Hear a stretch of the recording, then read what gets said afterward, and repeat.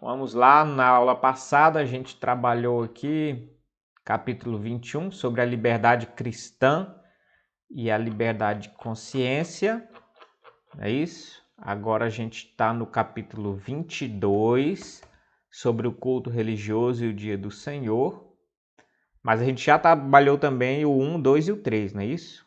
1, 2 e o 3. A gente parou na oração, né? Que deve ser com ação de graças, sendo parte natural da adoração.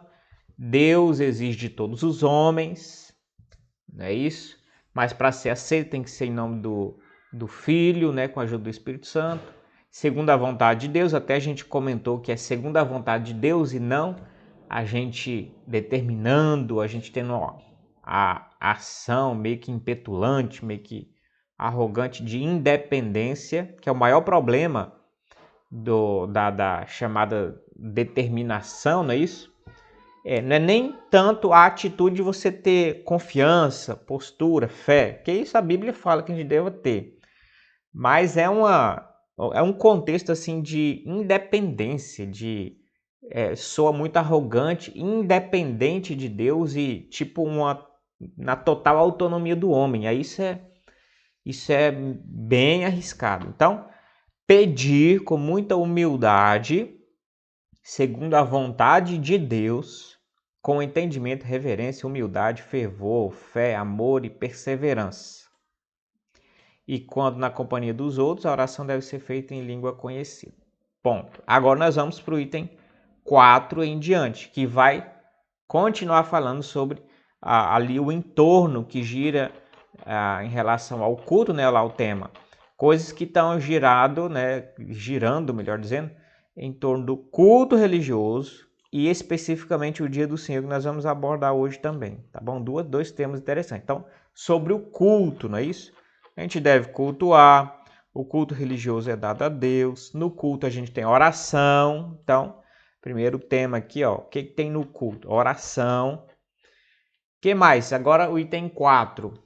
A oração deve ser feita por coisas lícitas e por todos os tipos de homens vivos ou que ainda viverão, mas não pelos mortos, nem por aqueles de quem possa ser conhecido que pecaram o pecado para a morte. Ponto.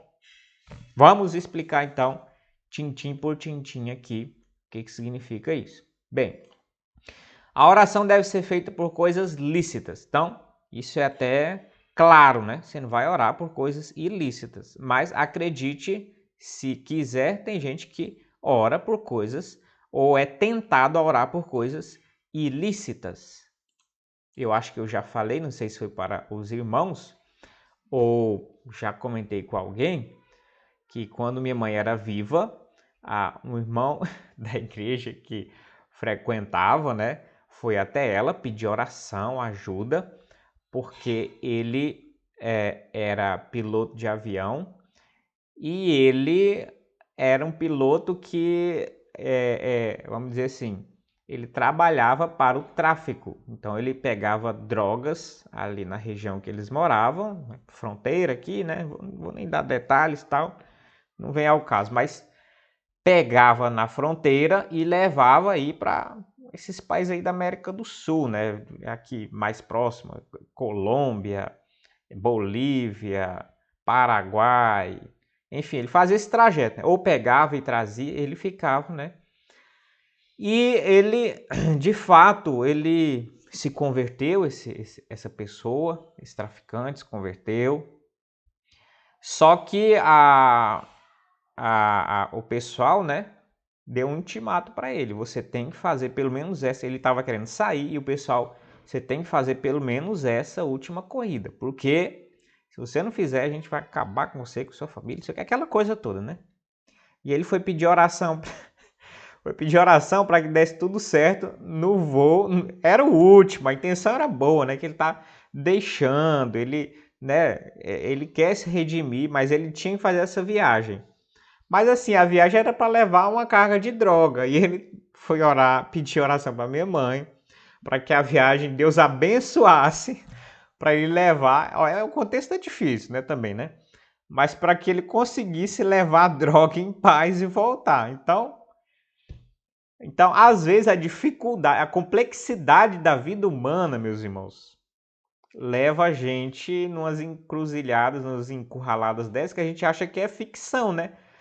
Então, a oração deve ser por coisa lícita, certo? Então, de repente, orar pela salvação dele, mas orar para que ele consiga fazer uma entrega de droga em paz é meio complicado, entendeu? Não é uma oração por coisa lícita, certo? Então é nesse sentido, a gente ora por coisas lícitas, por coisas legais diante do Senhor, né?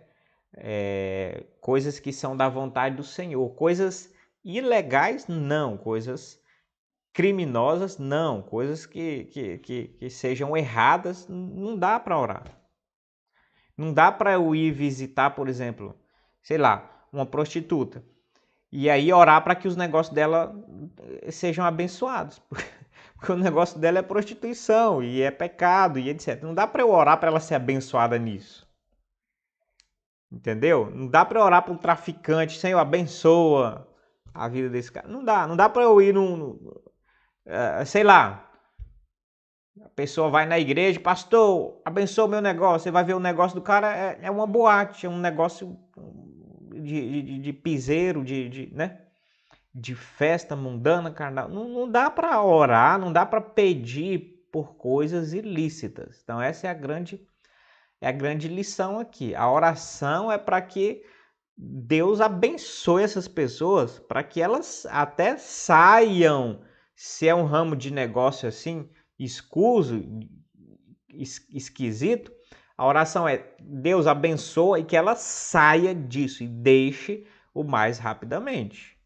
O cristão deve largar a velha vida, né? Se o ganha-pão é ilícito, que seja largado para trás, certo? E isso é um chamado mais radical para quem é do mundo e que está num contexto desse e vem para o evangelho, porque não dá certo. Ok? Por exemplo, e a pessoa tem que estar disposta, se está disposta a Cristo, tem que estar disposta a confiar também, entregar toda a sua vida. Né? Era comum em Roma, quem fosse convertido ao evangelho perdia empregos, né? Porque muito dos empregos, vamos dizer assim, trabalho, serviço na cidade envolvia idolatria. Né? Era venda de nichos, era coisas ligadas ao templo, era mexer com as carnes que eram oferecidas, era sacrificado. Os açougues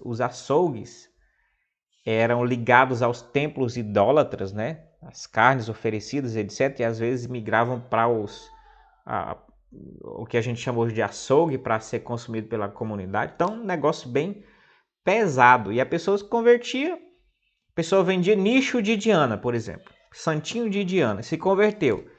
Você vai continuar vendendo santinho de Diana e de repente orando, Senhor, abençoa meus negócios, porque eu preciso vender mais ainda. Mas aí não dá, né? Então, tem a ver também com conversão. Hoje, cristãos no mundo muçulmano também que se convertem, eles são banidos da sociedade. Então, eles também não conseguem emprego, eles não conseguem se posicionar no mercado de trabalho, eles são chotados, né? E aí, confiança em Deus. Mas a oração tem que ser, né? Voltando aqui, por coisas lícitas. E por todo tipo de homens vivos, né? E por todos os tipos de homens vivos, ou que ainda viverão, mas não pelos mortos. Aí, o que está batendo aqui? Quando fala que não é para orar pelos mortos, diretamente, o contexto aqui, como a gente sabe, é ali da reforma, um pouquinho mais ali avançado, a reforma inglesa, né? E o contexto aqui é um embate contra o catolicismo, né? Então, o contexto aqui é que não se deve orar pelos mortos. E até hoje é dogma da igreja a legitimidade de oração pelos mortos. E eles têm alguns apócrifos que eles adicionaram à Bíblia, que sustentam e dão dão sustento doutrinário para eles. Se eu não me engano é Macabeus, etc. E alguns textos bíblicos mal interpretados, eles advogam que é possível orar pelos mortos. Aí eles têm a doutrina do purgatório também, que o purgatório é um lugar intermediário, né? Depois que a pessoa morre, entre o céu e o inferno, a pessoa está no purgatório e desse purgatório ela pode pagar o resto dos pecados dela e ser aperfeiçoada e entrar de fato no céu. Mas se ela tiver alguma dívida, ela ainda vai para o purgatório e tem chance de remissão após a morte. Tá certo? O que contraria as escrituras.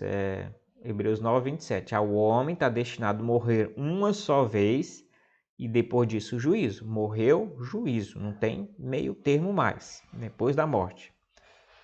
Então eles têm a doutrina do purgatório e que há possibilidade de remissão.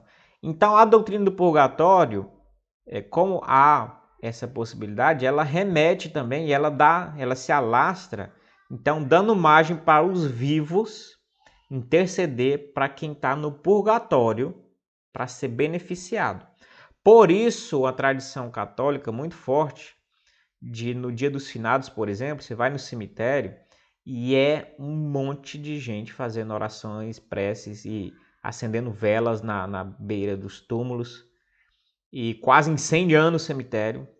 Eu não conhecia isso, mas minha mãe faleceu e aí, por curiosidade, né, eu fui visitar um dia dos finados, né?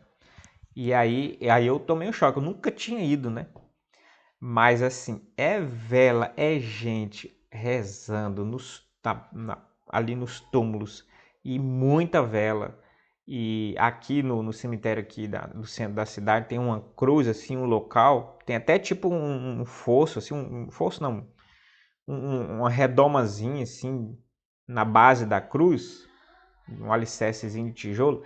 Ali é cheio, só falta incendiar a cruz. É cheio de vela, fogo para tudo que é lado. Enfim, o que uma doutrina equivocada, né, com um paganismo natural no coração do homem não faz, né? Então, orando pelos mortos, o que é claramente um equívoco bíblico. Então, a gente não ora e, pasmem, isso está vindo para os cristãos, para o mundo evangélico, porque estão, como assim? A católica ela faz a missa do sétimo dia, certo? O que é a missa do sétimo dia? Depois do sétimo dia, há também uma missa em favor do morto e em favor da família também, mas é em favor do morto também, visando, né, a ajudar ele lá no purgatório a sair dessa para melhor. Acontece que ele comentou aqui um negócio que eu não sabia, deixa eu ver aqui.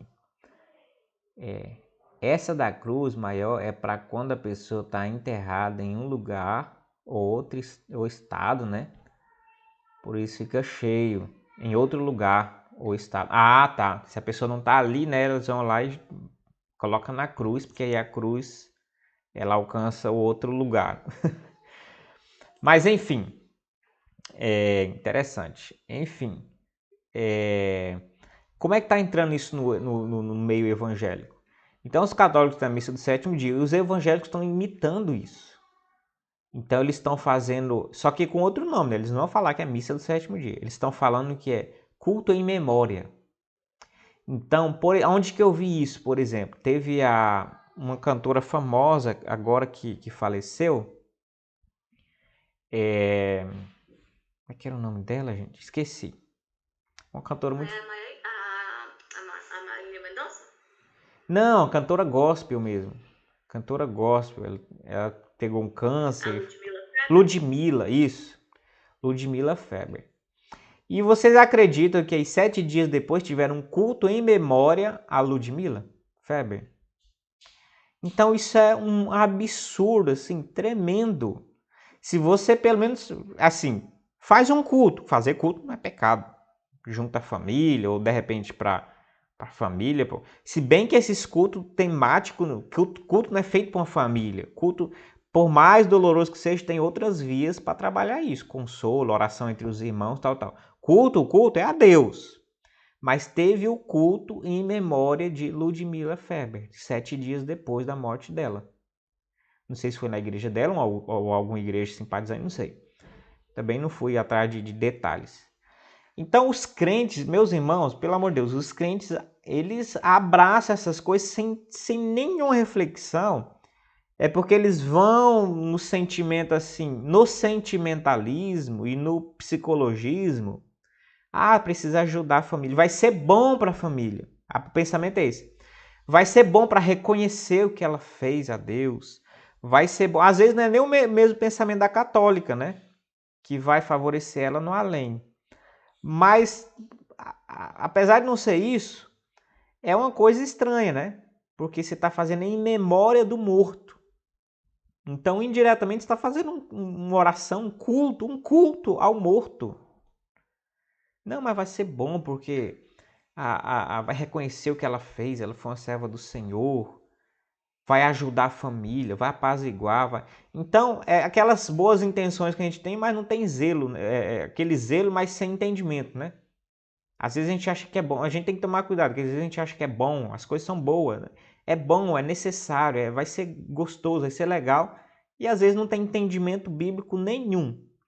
E essas coisas que a gente acha que é bom, que é legal, nosso coração é enganoso. Na maioria das vezes dá problema.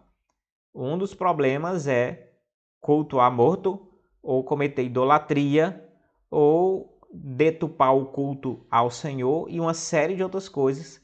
Que aí, por causa do nosso sentimento pelas pessoas, a gente ofende a Deus. E às vezes a gente está mais disposto a ofender a Deus para agradar as pessoas do que ofender pessoas para agradar a Deus. Esse é o X da questão, entendeu? A gente tem mais disposição de ofender a Deus e agradar pessoas do que ofender pessoas para agradar a Deus.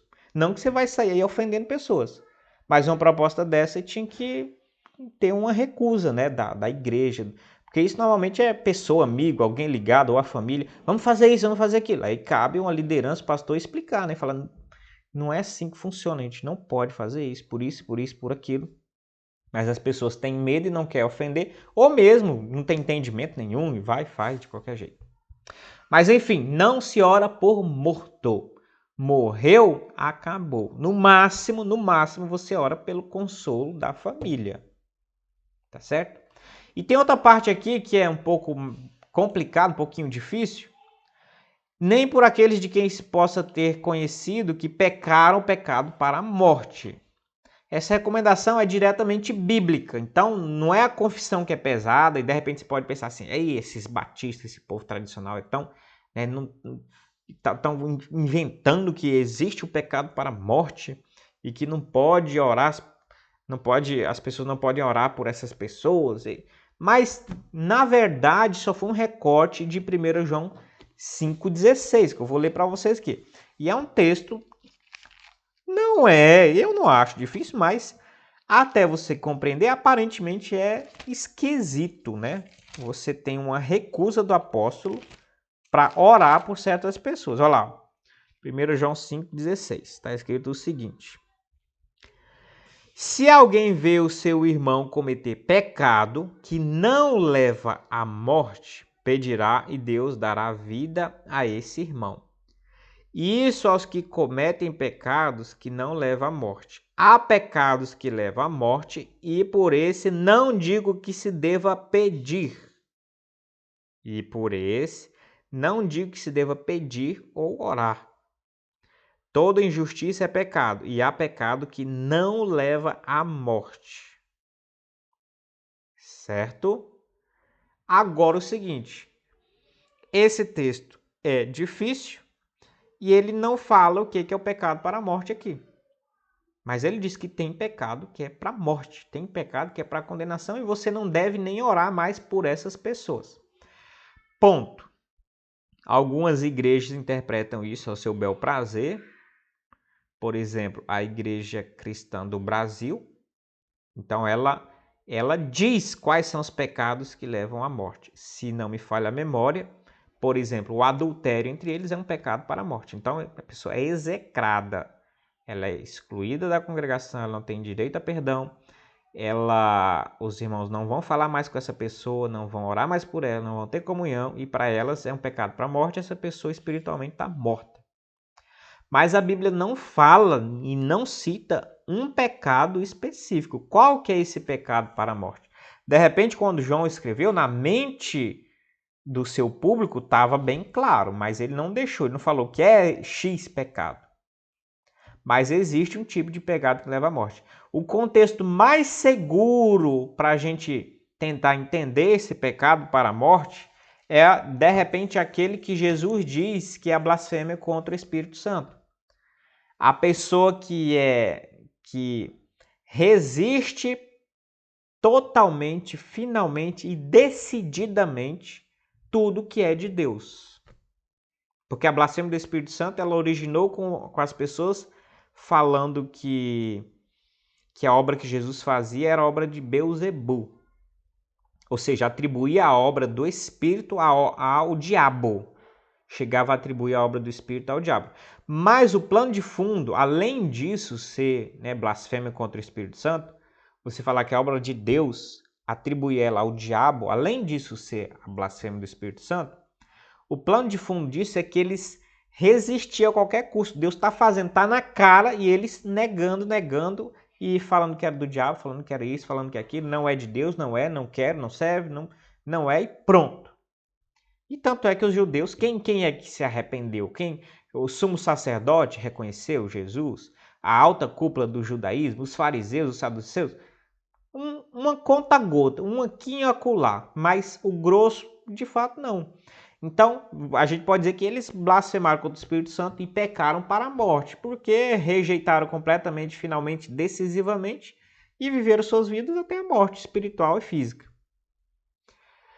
Então, o paralelo mais seguro é isso. Então, por que o apóstolo fala assim, olha, não ora mais, não perca seu tempo. Para quem isso? Para quem você pregou, evangelizou, a pessoa conhece, sabe, ela conhece, ela tem entendimento, ela já tem teve oportunidade da clareza.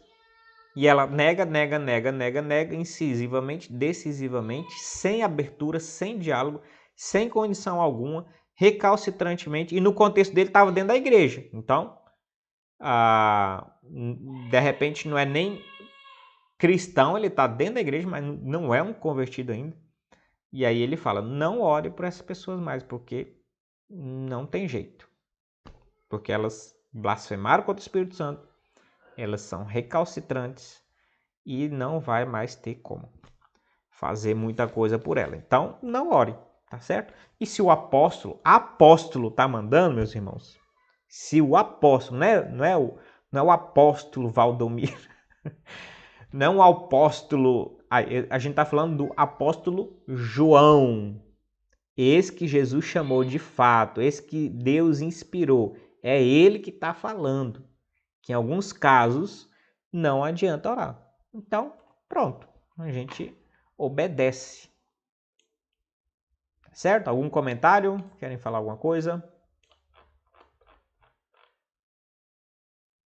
Bem, continuando aqui no culto, então. Item 5.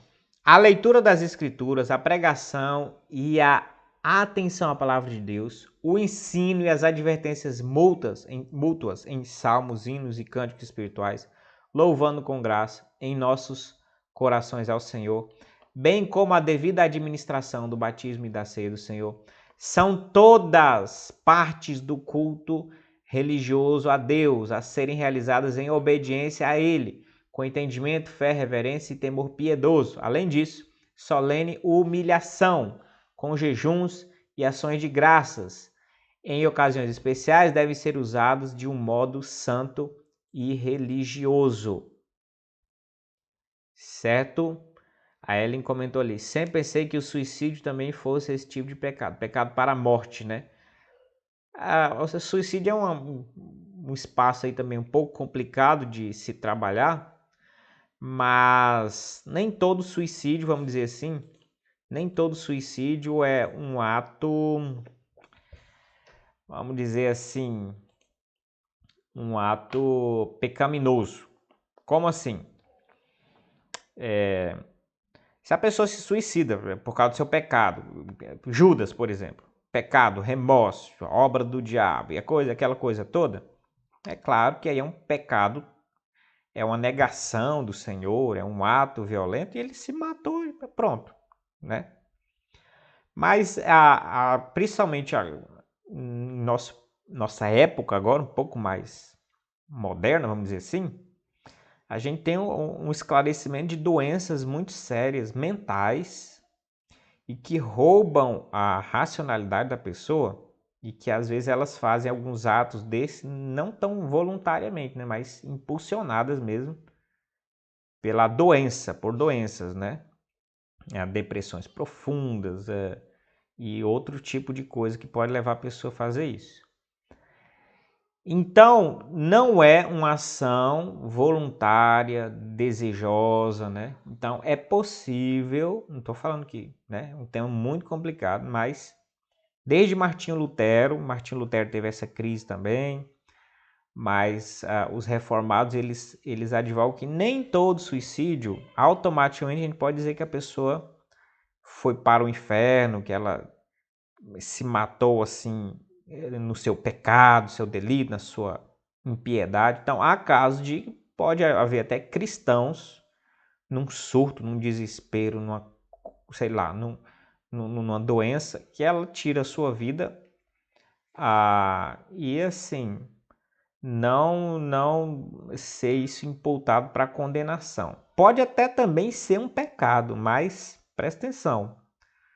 E a pessoa pode até pecar também, mas presta atenção, quem salva é Jesus. Quantos pecados a gente não comete por dia? Entendeu? O não matarás está junto com não cobiçarás. Então, se a pessoa o não matarás e o não cobiçarás, espiritualmente, é claro que socialmente tem outra coisa, mas espiritualmente eles estão num patamar que se Jesus não purifica, é condenável do mesmo jeito.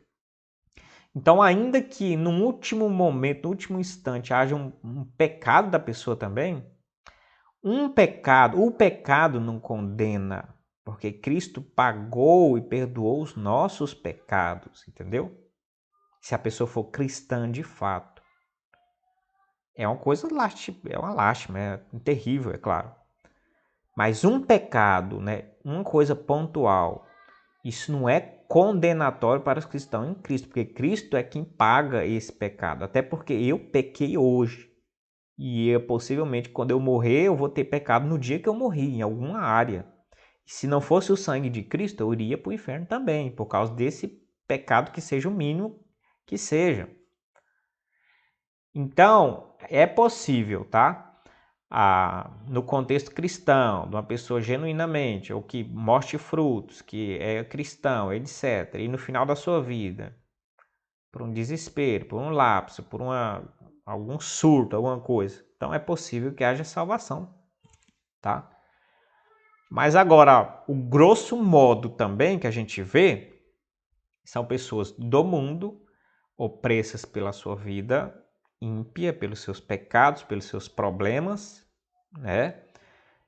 Pelas suas angústias, né? E aí que sem Cristo, sem esperança, e aí nesse desespero existencial ceifam sua vida. Isso é um pecado terrível, né? Empresários estão com muita dívida, aí ceifam a vida. Jovens que estão sem perspectiva de vida, que entram em drogas e não sei o que, ceifam suas vidas, o que é muito comum também. Pessoas com muita pressão, por exemplo, na Coreia é muito comum isso, Coreia do Sul, muita pressão nos jovens por estudo, por perfeição, por perfeccionismo, e lá o índice de suicídio também é muito alto entre estudantes, porque é uma competitividade absurda. Coreia do Sul e, se eu não me engano, na Finlândia. São os países mais desenvolvidos educacionalmente falando no mundo, mas a que preço, a que custo? Uma cobrança absurda, esmagadora, e aí essas pressões dos jovens acabam se esvaziando e ceifando suas vidas, enfim, aí vai embora. Tá certo? Mas não necessariamente seria esse pecado para a morte, tá? Então, aqui no contexto do culto, esse item 5 aqui ainda. Contexto do culto. O que tem no culto? É o que a gente sempre enfatiza também. Eu sempre tenho enfatizado para os irmãos, né? O que a gente vai fazer na igreja no domingo? Que às vezes as pessoas estranham, né? Porque as pessoas hoje em dia montam a igreja e elas querem montar um cardápio de atrações, né?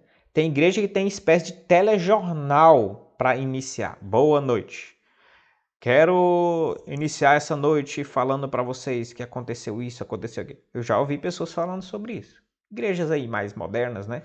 Um púlpitozinho, pessoa como num telejornal, faz uma... depois passa para outro, depois passa para outro. Então, as pessoas criam programações, criam o que a gente chama de elementos no culto. Elemento é assim, uma coisa, algo, é como se fosse uma atração, alguma coisa que você introduz no culto. E elas montam os cultos como um cardápio de uma apresentação, entendeu? Mas o que deve ter no culto, segundo as escrituras? Lá no culto do domingo, que a gente vai como igreja. Então, simples, ó. Leitura das escrituras. Por que a gente lê um texto bíblico puro lá, por exemplo? E começou a fazer isso há, sei lá, 1 ano atrás, para cá. Porque deve ter leitura. Simples, a confiar na Bíblia, que a própria leitura, a simples leitura, vai edificar, as pessoas vão entender, vão compreender. Então, o que a gente faz na igreja? Lê a Bíblia. Tem que ler a Bíblia. Depois, pregação e atenção à palavra de Deus. O que tem que ter? Sem falta. Pregação da palavra de Deus. Pregação, ensino, orientação da palavra de Deus. O que mais tem que ter no culto? Ensino e as advertências multas em salmos, hinos e cânticos espirituais. Não é isso? Incluindo aqui, ó, o louvor a Deus com o nosso coração. Isso inclui louvor também. O ensino, as advertências. Para que serve o louvor? Para ensinar e para divertir. O louvor não é para distrair. O louvor não é para entreter. Por isso que a gente preza por louvor, não que tenha que ser uma coisa chata, não que tenha que ser obrigatoriamente, mas a primeira característica do louvor não é ter uma beleza artística ou uma agradabilidade sonora. O elemento principal do louvor é ensinar e advertir. É ensinar, é ser didático. Por isso que os louvores devem ser bíblicos, porque eles vão ensinar a Bíblia, vão martelar ainda mais, reforçar a Bíblia. É isso? Louvores. E quanto mais puramente a Bíblia a gente conseguir cantar, melhor ainda. Menos margem para nós errarmos.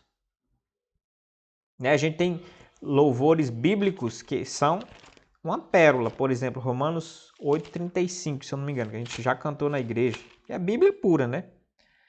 Aqui, ó, tá escrito o seguinte. Aí você olha o texto bíblico, tá escrito o seguinte. Eu vou ler e vocês vão lembrar da música, ó. E vice-versa, quando vocês cantarem na música, vocês lembram do texto. Quem nos separará do amor de Cristo? Será tribulação, angústia ou perseguição, fome ou nudez, perigo ou espada? Como está escrito, por amor de ti somos entregues à morte continuamente, fomos considerados como ovelhas para o matadouro. Em todas essas coisas, porém, somos mais que vencedores. Por meio daquele que nos amou. Né? Aí tem a música. Pois estou bem certo de que nem morte, nem vida, nem anjos, nem principados. É o texto bíblico aqui, puro. Vocês viram aí minha afinação é ótima, né? Então eu canto uma légua abaixo de qualquer tom legítimo, eu consigo acabar com o tom da música. Mas é para isso que serve o louvor, entendeu? Para isso que serve o louvor. né? Depois, o que tem mais num culto? Batismo. A gente pode fazer um batismo no meio do culto, é uma ordenança de Cristo. A ceia está no culto, porque é uma ordenança de Cristo. Tá certo? E essas são todas as partes na confissão, né? Ela fecha aqui todas as partes do culto religioso a Deus para serem realizados em obediência. Aí faz isso tudo com o quê? Com entendimento, com fé, com reverência, com temor piedoso, com solene humilhação, com jejuns, com ação de graças e etc, etc, etc. Tá entendendo? Então, não cabe, pelo princípio regulador do culto, não cabe você colocar... O único detalhe que ainda as pessoas no mundo cristão ainda se debate muito, e que eu também sou a favor, porque está muito ligado ao culto, tanto no Antigo Testamento como no Novo, mas não está aqui na confissão, é a questão do ofertório. Porque o ofertório no Antigo Testamento estava muito ligado ao culto. O culto era gerido, era trabalhado também com ofertas, com os cristãos levando as suas primícias, as ovelhas, enfim, tinha as suas ofertas lá determinadas. E no Novo Testamento também está muito atrelado a ofertas, tá bom? Ofertas a Deus, oferta de gratidão, oferta para a causa missionária, oferta para impulsionamento. Não que você não deva dar oferta, tá bom? Também não é isso. Está falando especificamente do culto público. Mas mesmo que não seja feito no culto, é uma obrigação da igreja, porque a igreja tem responsabilidades, né, algumas responsabilidades pontuais para o crescimento do reino, que exigem também essa manutenção. Tá certo? Então, fora esse ponto que ainda é bem difícil de trabalhar, e a confissão não incluiu, mas não tem, biblicamente não tem espaço para você inserir mais nada, nenhum elemento. Vamos criar um telejornal para abrir, a pessoa vai falar algumas notícias do mundo gospel, não sei o que, e trabalha esse contexto até as pessoas irem chegando e se acomodando, e depois passa para o louvor, e depois tem uma apresentação teatral. Teatro não está dentro de um elemento de culto, por exemplo. E Paulo poderia ter feito isso nas igrejas. Paulo está no contexto grego, contexto vamos dizer assim, do auge do teatro, entendeu? Ou pelo menos, se não for o auge, mas pelo menos do seu início e da sua propulsão com muito vigor. Né? Os gregos trabalhavam muito o teatro, a encenação e etc, etc. Mas isso não foi levado para dentro da igreja. Porque Paulo, a igreja, o culto, meus irmãos, no Novo Testamento, ele tem referência no culto da sinagoga do Antigo Testamento. O judeu cultuava no templo, o templo foi destruído, e no período interbíblico surgiram as sinagogas, porque o povo estava espalhado pelo mundo todo, não tem templo. Quando não tem templo e a centralidade, o que eles fizeram? Sinagogas, que parecem as nossas igrejas hoje. Então, em cada cidade tinha uma sinagoga. Caixotão, e essa sinagoga tinha um púlpito e bancos. Bancos ou lugares de assento, né? Tudo no contexto, é claro, não vamos imaginar uma mobília como a nossa, mas tinham púlpitos e assentos para as pessoas. E o culto era feito, a base era feita assim. Então, o que havia na sinagoga? Havia a leitura das escrituras. Eu tenho até liturgias de sinagoga. O Franklin Ferreira, algum livro dele que eu dei uma olhada aí, ele tem até liturgias, o que era feito nas sinagogas. Então, tinha alguns textos específicos que eram lidos. Algumas épocas, alguns textos eram selecionados especificamente. Por exemplo, época de Páscoa, lia-se isso. Né? Época tal, lia-se esse texto. Época em Israel que comemorava o ano novo, a virada do ano, que era o dia da purificação. Tinha texto específico. né? O dia do Purim, né? Da purificação, que está lá em Esther. Lia-se tal coisa. Então, enfim. Então, lia-se a Bíblia, lia-se Salmos, pregava a palavra e era uma pregação expositiva à semelhança de Esdras. Esdras, quando volta e prega, então ele inaugura essa pregação que é a explicação, que não é só ler a Bíblia, mas também explicar. Então Esdras inaugura isso vai para a sinagoga depois, tá certo? Cântico de louvores. E depois Cristo vem, introduz o batismo e a ceia, que é introduzido também no culto. Acabou. Então o padrão é olhar para a sinagoga. E a Bíblia puxa isso. E a Bíblia chama, pelo menos em um texto, igreja de sinagoga. Pelo menos um, tem mais, tá? Pelo menos um. Em Tiago, ele chama igreja de sinagoga. Não sei se eu vou lembrar o texto aqui, Hebreus, Tiago. Tiago, apóstolo Tiago, chama a igreja de sinagoga. Deixa eu ver aqui, que eu acho que eu marquei em algum lugar. Quer ver?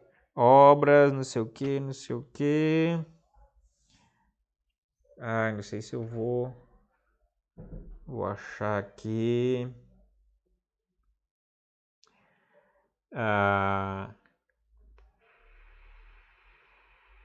Espera aí, só um pouquinho que eu vou achar aqui.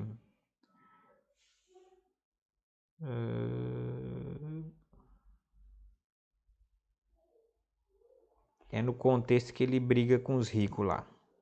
Acepção de pessoas. Quer ver, ó? Eu sei o contexto, só não achei aqui ainda. Quer ver?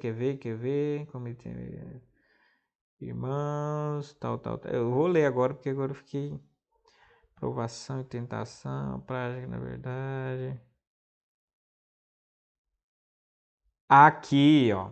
Tiago 2:2.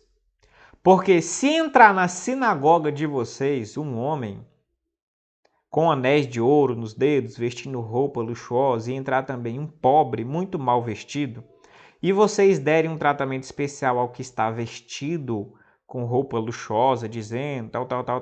Então é nesse contexto, mas começo do versículo 2. Porque se entrar na sinagoga de vocês, está chamando igreja e comparando a igreja com a sinagoga. Então o padrão da igreja, o padrão do culto, ele é inspirado na sinagoga. Apocalipse também diz isso em alguns textos, né?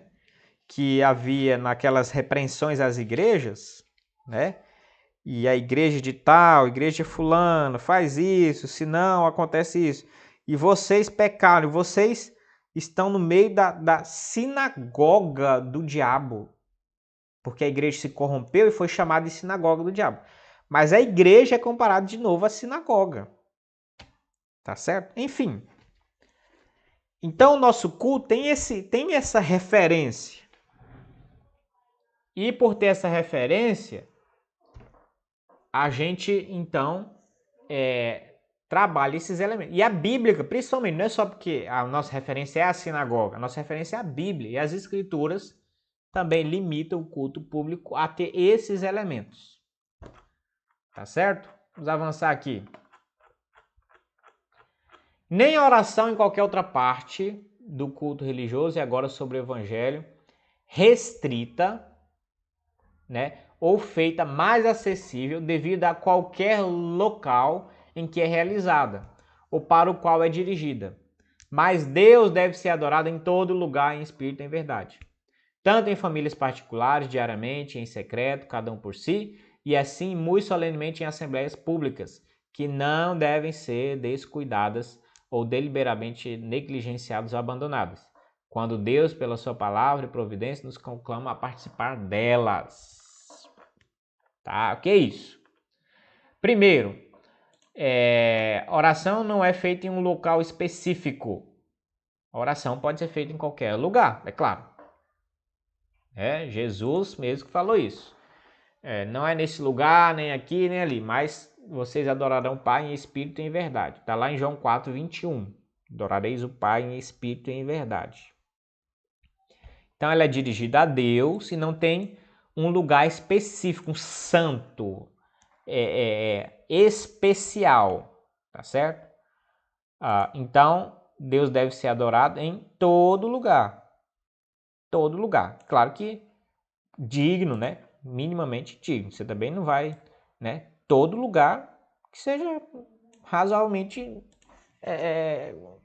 né? Condizente com o que você quer fazer. Tá certo? Em espírito e em verdade.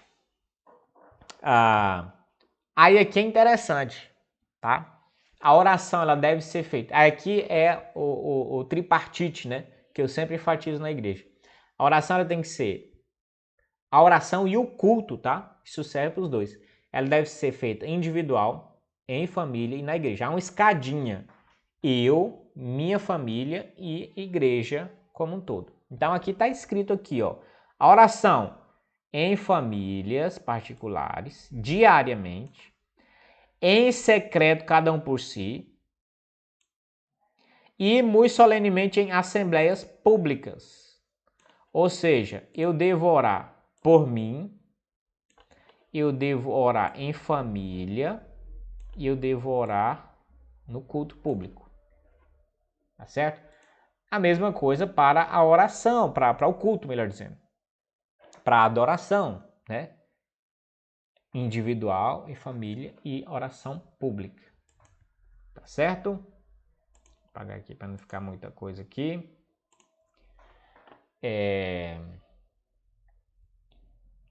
Que não devem ser descuidados. O que não deve ser descuidado? As assembleias públicas, os cultos, não devem ser descuidados ou deliberadamente negligenciadas ou abandonadas.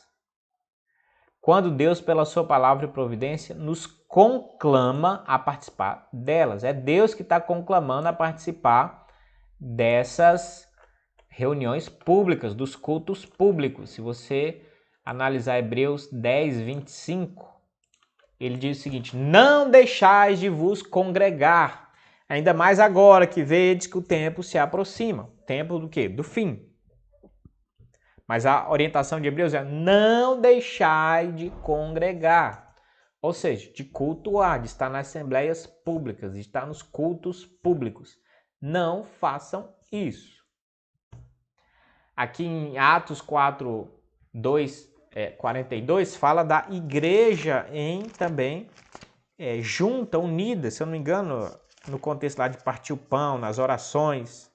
Vamos ver aqui, Atos 42.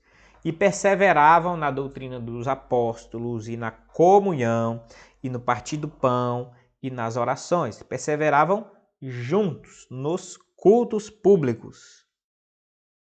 Tá certo? Todos os que criam estavam juntos e tinham tudo em comum. Diariamente perseveravam unânimes no templo, eles iam para o templo, partiam o pão de casa em casa, tomavam as refeições com alegria e singeleza de coração, louvando a Deus e contando com a simpatia de todo o povo. Enquanto isso, o Senhor lhes acrescentava dia a dia os que iam sendo salvos. Então, participar do culto público. E aí, 7, 8, eu vou terminar hoje isso aqui, tá? Vamos terminar. Vou dar uma acelerada.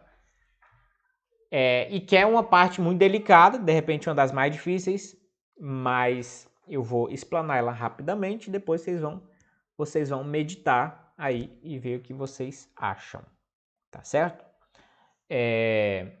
Item 7. Pelo desígnio de Deus, há uma lei da natureza que, em geral, uma proporção do tempo seja destinada ao culto a Deus. Desta forma, em sua palavra, por um preceito positivo, moral e perpétuo, válido a todos os homens em todas as eras, Deus particularmente nomeou um dia em 7 para um descanso, para ser santificado. Desde o início do mundo até a ressurreição de Cristo, foi o último dia da semana. E a partir da ressurreição de Cristo, foi mudado para o primeiro dia da semana, o que é chamado de dia do Senhor e deve continuar até o fim do mundo como Shabat cristão, sendo abolida a observação do último dia da semana. Detalhe, o que está falando isso? Está falando em outros termos, está falando da guarda do domingo. Não é isso? Mas como assim, pastor, guardar o domingo? A lógica é que o Senhor requer do seu povo a dedicação de um dia de modo mais especial, mais atencioso ao culto e ao descanso das atividades humanas. 6 dias trabalharás e no 7º dia descansarás, né? Tá lá no Antigo Testamento. O dia foi santificado por Deus. Foi por Deus e antes mesmo, vamos dizer assim, de acontecer esse pacto com os homens, o Antigo Testamento. Porque Deus fez o mundo em 6 dias e no 7º descansou e santificou um dia. Não tinha nenhum pacto com os homens ainda, mas Deus já havia santificado um dia. Então, Deus santificou um dia no Antigo Testamento. Deus trabalhou em 6 e no 7º descansou e santificou esse dia. Certo? Com Israel e no pacto de Israel, o Senhor fala no Shabat, no 7º dia, vocês vão descansar. 6 dias trabalharás e no 7º dia vocês vão descansar. Está lá nos 10 mandamentos. Certo? Então, a lógica é que esse dia, no Antigo Testamento, é indiscutível a existência dele, a obrigatoriedade de guardar o sábado, e esse 7º dia era exatamente o sábado. Então, é indiscutível. Se você pegar os 10 mandamentos, né? Tem lá, guarda o sábado. Não é isso? É o 1º, 2º, 3º, 4º mandamento. A gente viu, né? A gente estudou os 10 mandamentos, a gente já olhou. Então, tem a guarda do sábado nos 10 mandamentos. E a gente sabe, só já traçando uma pontinha ali para a gente refletir lá na frente. A gente sabe que os 10 mandamentos estão em vigor hoje ainda. A lei moral de Deus está em vigor hoje, ela é aplicável hoje. Então já fica uma pulga na orelha. Ué, será que todos os 9 eu aplico e só o 4 não? Né? Todos os 9. Todo mundo concorda que eu posso aplicar e é útil para a minha santificação, mas o 4 não. Então a gente guarda isso aí. Claro que a gente entende que também ele é aplicável, né? Então, desde o início do mundo até a ressurreição de Cristo, foi o último dia da semana, foi o Shabat. Por que foi o último dia da semana? Porque Deus, o princípio é ter um dia de descanso. Qual é o dia? Deus é quem define esse dia, não sou eu, não somos nós. Deus é quem define. No antigo pacto, na antiga aliança, ficou claro que era o Shabat, era o 7º dia para Israel. Então, no sábado específico, eles guardavam o sábado. O que é isso? O Shabat significa simplesmente descanso. Mas o Shabat caiu no sábado, especificamente. Tá certo? Então, o sábado, como sábado, ele era ritualizado, ele era havia atrelado a esse sábado também uma coisa cerimonial. A guarda do descanso, então olha que interessante. O descanso é uma coisa moral, certo? O Shabat, exatamente no sábado, era cerimonial. Entendeu? Então, desde o início do mundo até a ressurreição de Cristo, foi o último dia da semana. E por que mudou? E quem mudou? Com que autoridade mudou? Primeiro, quem mudou? Cristo. Querendo ou não, tendo polêmica ou não, foi Cristo que mudou. Por quê? Porque depois que Cristo ressuscitou, meu amigo, ninguém mais da igreja ficou cultuando no sábado. Cultuaram no domingo, que foi o dia da ressurreição de Cristo. Isso é fácil de mostrar. É fácil de mostrar que a igreja começou a fazer seus cultos no domingo por causa de Cristo. Cristo ressuscitou no domingo. A celebração é no domingo agora. Por que Cristo não planejou para ressuscitar no sábado e continuar o sábado? Porque ele não quis. Ele quis ressuscitar no domingo. E é claro que esse impacto ia ser grande para a igreja. Então o dia do culto, a partir da ressurreição de Cristo, foi observado no domingo. Certo? Como que a gente consegue provar isso com facilidade? Só olhar textos bíblicos. Nosso horário está um pouco avançado, eu não vou ler alguns textos, mas eu vou mencionar para vocês. Por exemplo, o Pentecoste O dia de Pentecoste. Lembra que a igreja estava reunida, orando? O dia do Pentecoste, desceu o Espírito Santo, foi num domingo. Ou seja, as pessoas estavam orando num domingo. Paulo fala em 1 Coríntios, se eu não me engano, 1 Coríntios 8, 9. Ele fala sobre recolher ofertas para a igreja. E ele fala para as pessoas separarem as ofertas no domingo, para levar e recolher no domingo. Por quê? Porque o domingo era o dia de culto. Domingo era o dia de culto deles. Cadê aqui, ó? Eu acho que é 2 Coríntios. 2 Coríntios. Exatamente, 8 e 9. 9 especificamente.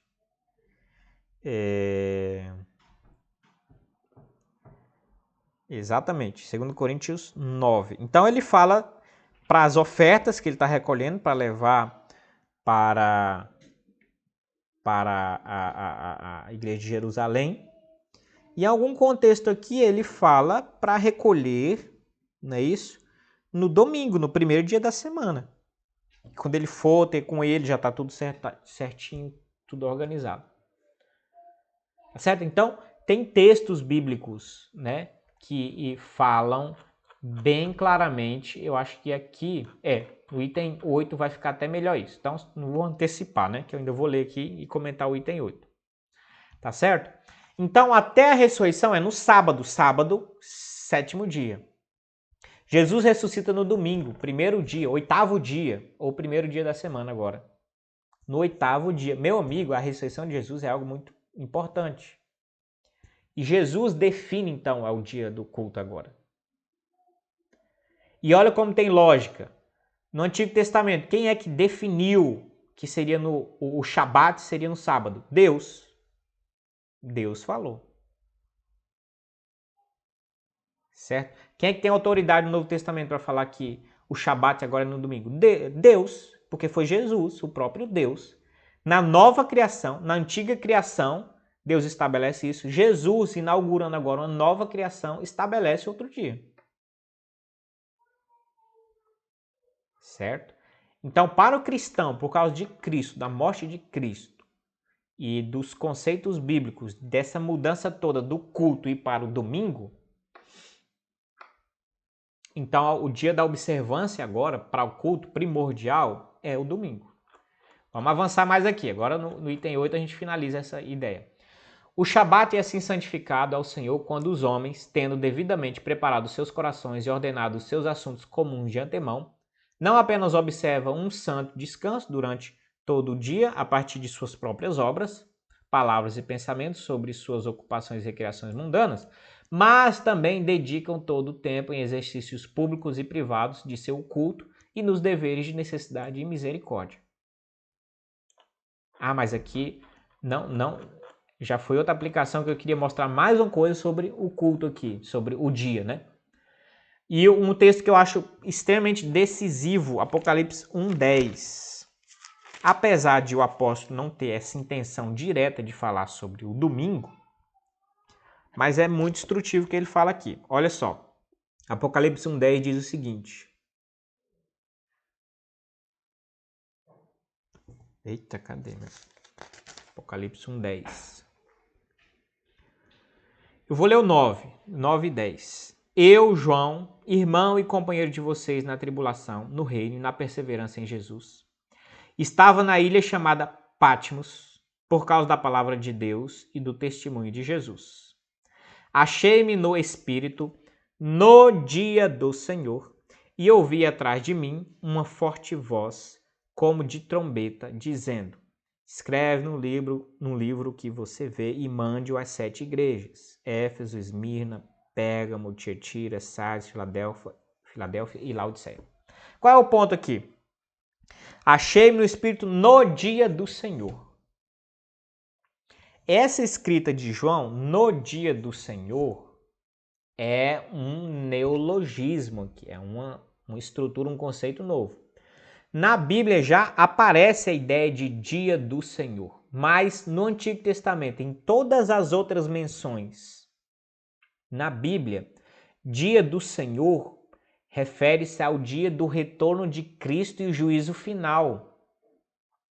E é claro que não é esse o conceito aqui, porque João já se achou no dia do Senhor. Achei-me no dia do Senhor. Achei-me no Espírito no dia do Senhor e ouvi atrás de mim uma voz como de trombeta. Tá certo? Então, se ele não está falando do dia do Senhor como esse dia da vinda e do juízo final, ele está colocando um novo conceito, uma ideia do dia do Senhor. E o dia do Senhor aqui é o dia que pertence ao culto ao Senhor, que é o domingo. João é um dos últimos apóstolos a escrever, ele já está no final do 1º século. Então ele reflete aqui, um linguajar que a igreja já adotava. A igreja então começou a chamar o domingo de dia do Senhor. Ele só reflete isso, achei-me no dia do Senhor. E todo o contexto que você olha da literatura do 2º século em diante, no final do 1º século, o dia do Senhor já era reconhecido entre os cristãos como domingo. E João é um apóstolo, então quando ele fala assim, é o dia do Senhor, então esse dia é especial, é o dia de Cristo, é um dia especial para nós. Então é o Novo Testamento, de fato, que atrela o domingo à nossa observância, à nossa ideia de Shabat, entendeu? A nossa ideia de descanso e adoração. Então ele é um mandamento importante, tá certo? O mandamento cerimonial foi guardar isso no sábado, então a guarda do sábado, e nos termos do Antigo Testamento, com o peso e o rigor da lei, quem não guardasse o sábado era morto. Quem não guarda o domingo, a Bíblia não fala para estar matando ninguém. Quem não guardasse o sábado era ímpio, não era cristão. Então tinha um peso da lei e uma série de coisas no sábado cerimonial. Na Nova Aliança, nós temos o domingo, nós não temos o peso do legalismo e nós temos, como todos os mandamentos, é para a nossa santificação e crescimento, voluntariamente, com amor e fidelidade e espontaneidade, eu devo dedicar esse dia ao culto ao Senhor. E as minhas coisas particulares, vamos dizer assim, eu deixo para os outros 6 dias. Então é essa ideia que está em voga aqui, essa ideia que está sendo trabalhada aqui.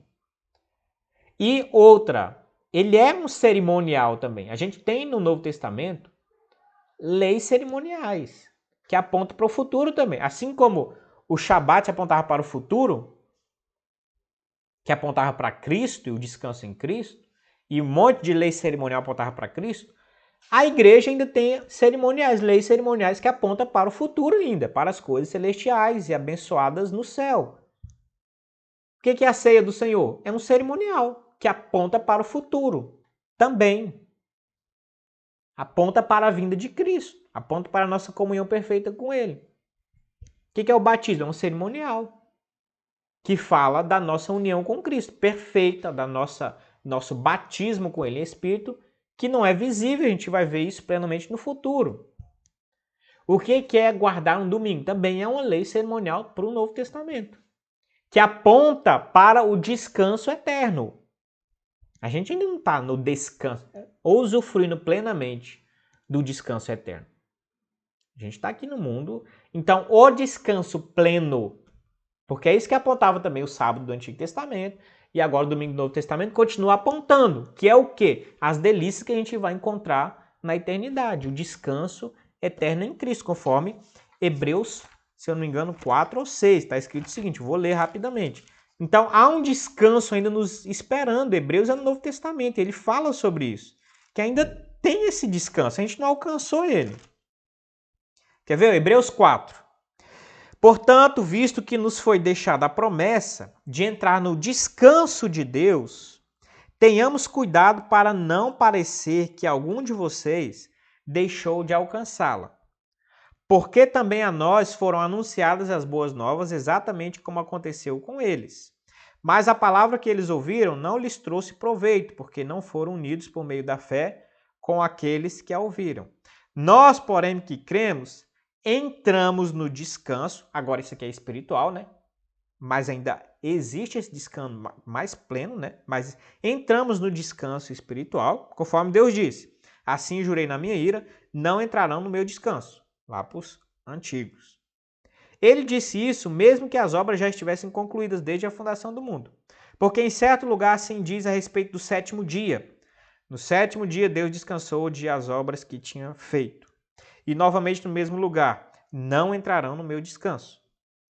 Visto, portanto, que resta entrarem alguns naquele descanso, e que por causa da desobediência não entraram aqueles aos quais anteriormente foram anunciadas as boas novas, de novo determina certo dia, hoje, falando por Davi, muito tempo depois, segundo antes tinha sido declarado, hoje, se ouvirem a sua voz, não endureça o vosso coração. Ora, se Josué lhes tivesse dado descanso, não falaria posteriormente a respeito de outro dia. Portanto, resta um repouso sabático, que Shabat, que não está ligado ao dia de sábado. Deus, Shabat é repouso. Um repouso sabático para o povo de Deus.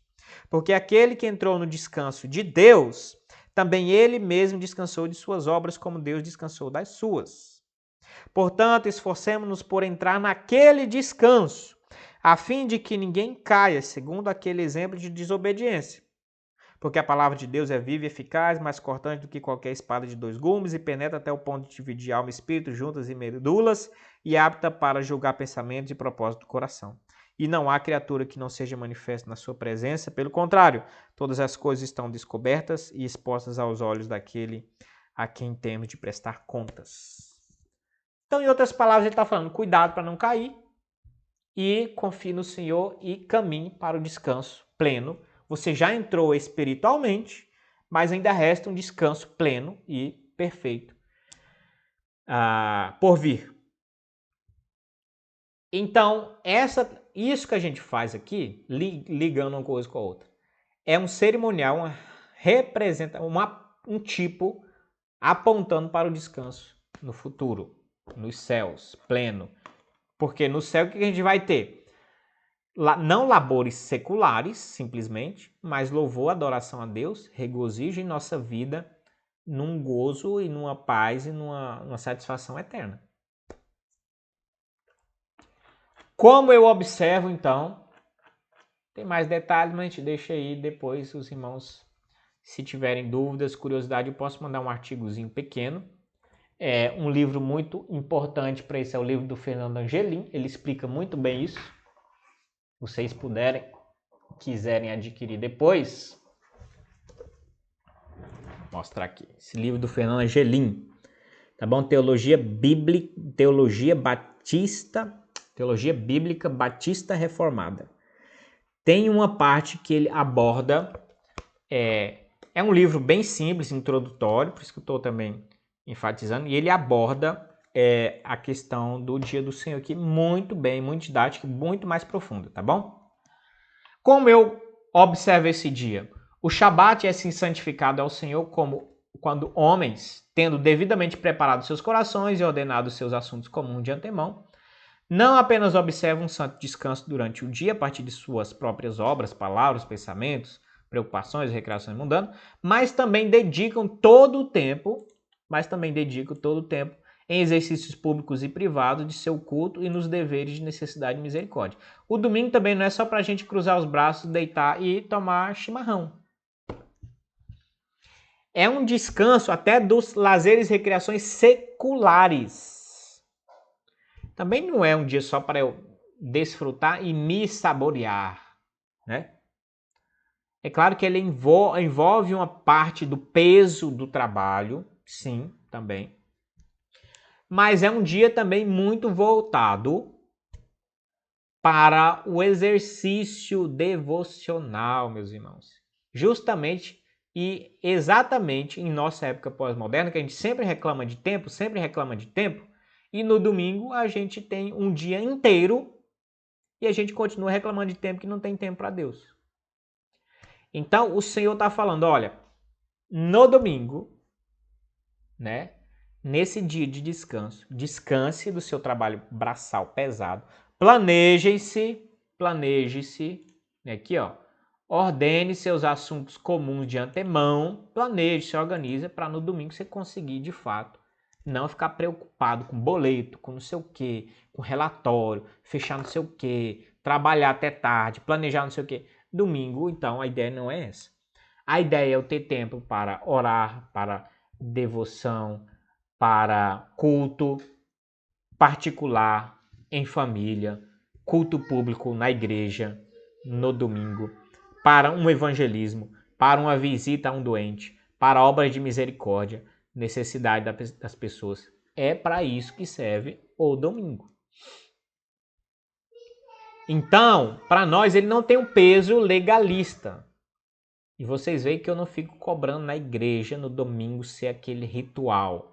Mas a gente também não deve simplesmente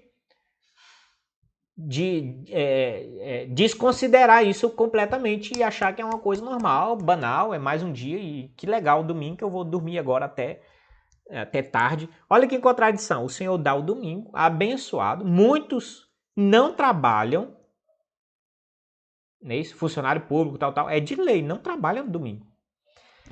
E aí as pessoas falam assim, não vou na escola bíblica no domingo. Por quê? Porque eu vou dormir até mais tarde. Poxa, mas o domingo Deus deu. Não foi para dormir até mais tarde, foi para cultuar Ele, primordialmente. E dormir até mais tarde, isso entre aspas, né? Porque nossa escola bíblica começava 9 horas, agora 8h30, reduziu um pouquinho, e 8h30 já é mais tarde. Se você acordar 8 horas, que quando a pessoa trabalha, normalmente, batidão, segunda a sexta, ela tem que acordar às 6 da manhã. Cidade grande tem que acordar umas 5 para pegar não sei quantas conduções, não sei o que. Você já dormiu até mais tarde. Dorme até 7h30, 8 horas, depois vem cultuar o Senhor. Então aí as pessoas pegam o dia do Senhor. Não fui na igreja à noite porque aí eu saí para fazer não sei o que. É o único dia que eu tenho. Então a ideia não é essa. A ideia não é ser legalista, não é ficar um peso marcante, não é também ficar obrigando ninguém. Não é isso? Tem irmãos que trabalham, né? Tem escala. Isso é uma questão até bem delicada também. Irmãos que trabalham, médicos que têm escala e às vezes não conseguem mudar, tem que atender num domingo. É comerciante que às vezes não dá para fechar. Outros fecham o seu comércio no domingo. São fiéis ao Senhor e conseguem viver do mesmo jeito. Só se adequar, meus irmãos. Questão de adequação também, né? Mas tem... E quem não pode? Aí é um detalhe, né? É um processo. De repente tentar se adequar a isso, tentar remodelar, orar ao Senhor por providência, para tentar ter um dia específico. Mas eu não posso guardar o domingo na segunda? O meu domingo não pode ser na quarta-feira? Irmãos, particularmente, as pessoas também advogam isso, né? Não, mas o meu domingo é na quarta, porque quarta-feira na minha escala, tal. Particularmente, eu não quero dizer qual é o dia que é do Senhor. Eu prefiro ouvir a Bíblia, o que a igreja fez e o que foi, vamos dizer assim, convencionado, do que eu inventar um dia. Eu não me atrevo a isso. Entendeu? Eu não posso? Ok, não posso, tal, eu vou procurar melhorar e tal. Mas eu não vou dizer que legitimamente o dia do meu descanso agora é quarta-feira, ou terça-feira, ou segunda. Eu não mudaria, não ousaria. Eu fico com João 1,10, dia do Senhor. E todo mundo identificava aquele dia do Senhor como o domingo. E foi nesse domingo que ele foi arrebatado aos céus. Ou seja, as coisas na igreja aconteciam nos domingos. Por que que ele não foi arrebatado no sábado? Se é para reafirmar o sábado. Por que que Jesus não ressuscita no sábado? Jesus poderia programar e ressuscitar no dia que ele quisesse. Por que que Jesus não ressuscita no sábado? Morre na quinta e ressuscita no sábado. Porque ele não quis. Por que que a igreja começou a cultuar no domingo? Por causa de Cristo. E Deus e o Senhor não é inocente. Ele sabia que ia acontecer essa revolução. por causa da ressurreição de Cristo. Cristo é honrado, é um dia especial. Então, eu continuo caminhando, acreditando e seguindo mais a orientação que é mais clara bíblica, que seria no domingo. Tá certo? No 8º dia ou 1º dia da semana. É isso. Por hoje é só.